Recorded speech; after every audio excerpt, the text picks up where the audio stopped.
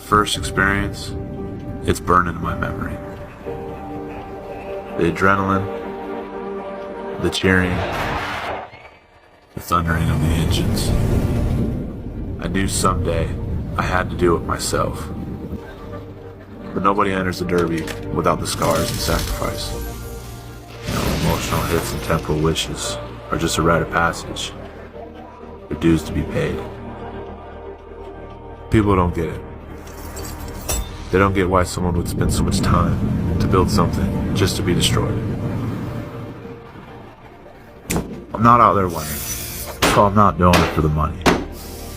But the pride, the excitement, and the camaraderie. That's what makes it worth it every time.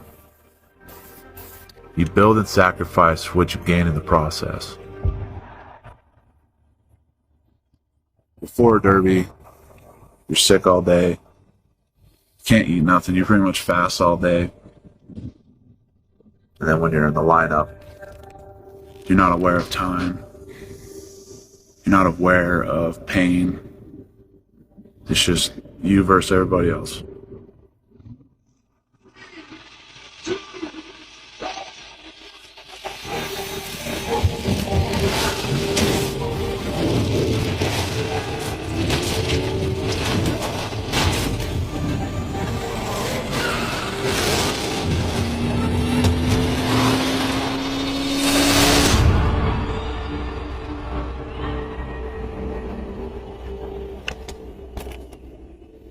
Some say demolition derby is a dying sport, but it keeps me alive.